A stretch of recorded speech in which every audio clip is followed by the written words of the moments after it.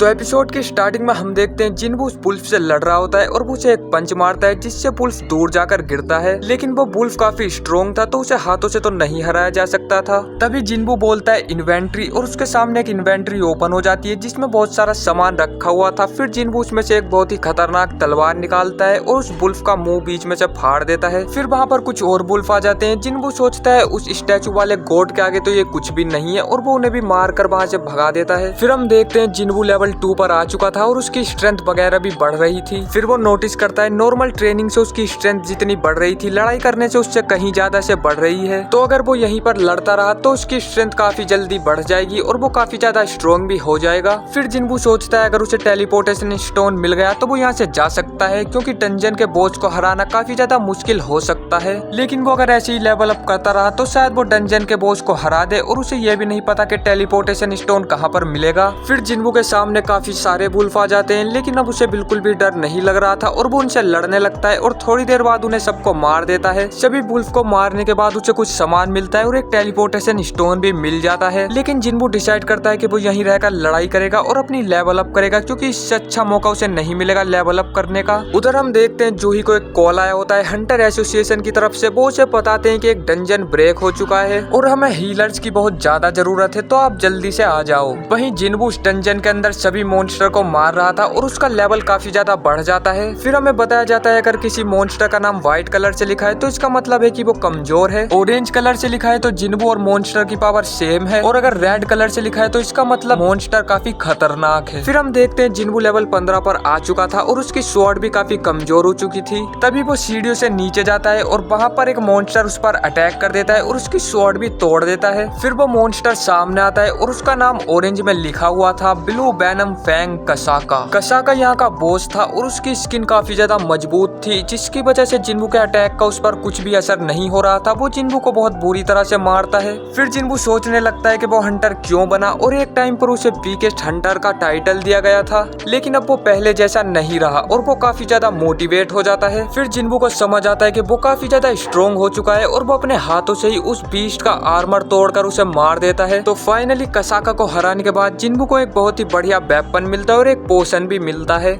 फिर जिन्बू उस स्टेशन से बाहर आता है तो उसे वहाँ पर एक गार्ड मिलता है। वो उससे कहता है तुम एक हंटर हो तो हमारे साथ चलो, हमें हंटर्स की जरूरत है। फिर जिन्बू कहता है ऐसा लग रहा है जैसे कोई डंजन ब्रेक हुआ है। अब जिन्बू का परसेप्शन काफी ज्यादा बढ़ चुका है तो उसे पता चल जाता है कि खतरनाक मॉन्स्टर कहाँ पर है। फिर हम देखते हैं कुछ ई रैंक के हंटर एक खतरनाक मॉन्स्टर से लड़ रहे होते हैं लेकिन वो उसका कुछ नहीं कर पा रहे थे क्योंकि उसके चारों तरफ कुछ शील्ड टाइप का बना हुआ था। इनके साथ जूही भी होती है लेकिन वो कुछ नहीं कर पा रही थी क्योंकि वो अभी भी सदमे में थी। जिन्बू देखकर समझ जाता है कि ये मॉन्स्टर उससे तो कमजोर ही है जिससे वो अभी लड़कर आया है। फिर जिन्बू अपनी टूटी हुई स्वॉर्ड निकालता है और उसे मॉन्स्टर की ओर फेंक कर मारता है जिससे उसका आर्मर टूट जाता है और वो सभी हंटर उस पर अटैक करके उसे मार देते हैं। फिर उनमें से एक हंटर गार्ड से पूछता है तुम्हें पता है कि ये स्वॉर्ड किसने फेंक कर मारी? गार्ड कहता है यहाँ पर एक हंटर था लेकिन शायद अब वो चला गया। जिसके बाद वो हंटर चौंक जाता है और सोचता है जरूर वो कोई हाई रैंक का हंटर होगा जिसने एक ही अटैक में उस मॉन्स्टर को मार दिया। जिन्बू वहाँ से चला जाता है और सोचने लगता है मुझे नहीं लगा था वो एक ही अटैक में मर जाएगा, शायद वो पहले से ही कमजोर था। वहीं हमें पता चलता है जूही ने जिन्बू को देख लिया था और ये एपिसोड यहीं पर खत्म हो जाता है। तो आपको ये एपिसोड कैसा लगा हमें कमेंट करके जरूर बताना और नेक्स्ट एपिसोड देखने के लिए चैनल को सब्सक्राइब भी कर लेना। मैं मिलता हूँ आपसे बहुत जल्द किसी नेक्स्ट वीडियो में।